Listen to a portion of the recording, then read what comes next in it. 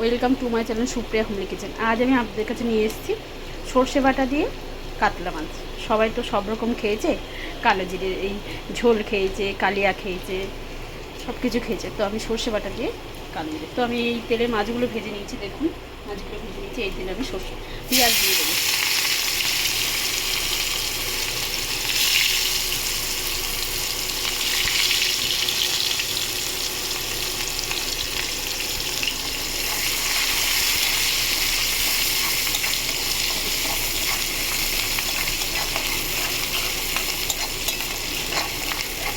পেঁয়াজটা ভাজা হোক, ফিরছি। তো বন্ধুরা দেখুন পেঁয়াজটা মোটামুটি আমার ভাজা হচ্ছে। তো আমি এখানে দেখুন সর্ষে বাটা নিয়েছি, তার সাথে আদা আর কাঁচা লঙ্কা দিয়ে দিয়েছিলাম দুটো। সর্ষে বাটা নিয়েছি এখানের মধ্যে। এবার আমি এর মধ্যে লঙ্কার গুঁড়ো দিয়ে দেবো বেশ খানিকটা, যে যেমন ঝাল খাবে লঙ্কার গুঁড়ো, হলুদের গুঁড়ো আর জিরের গুঁড়ো দিয়ে দেবো। এবার এটাকে আমি পেঁয়াজটা নেড়ে দিই।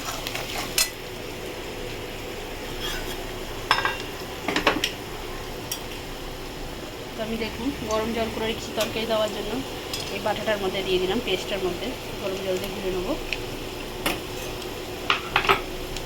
এবার এই তেলটার মধ্যে আমি একটা টমেটো কেটে সেটা দিয়ে দিলাম। টমেটোটা ভাজা হয়ে যায় তখন আমি মশলাটা ভালো করে গুলে নিই। গোলা হয়ে গেছে মশলাটা। তো আমি এবার স্বাদ মতো একটু নুন দিয়ে দেবো বন্ধুরা। স্বাদ মতো নুন দিয়ে দিলাম।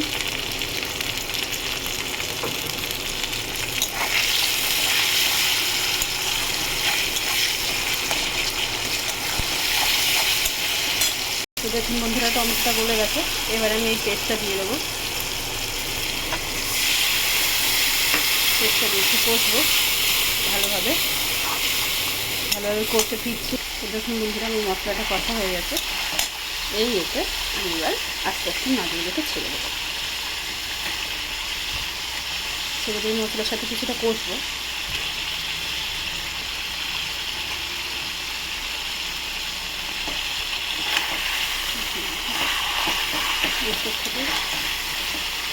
পুরো জলটা শুকনো করে তেল ছাড়া পর্যন্ত এটাকে এদের সাথে কষবো। কষে ফিরছি।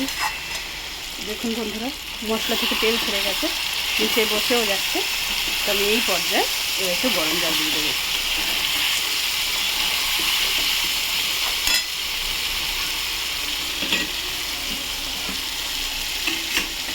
গরম জল দিয়ে দিলাম। দেখুন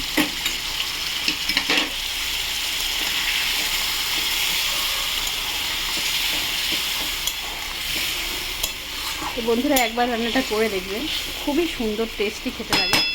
তো আমাদের ভালো লাগে বলে আমি আপনাদের সাথে শেয়ার করছি ব্যাপারটাকে।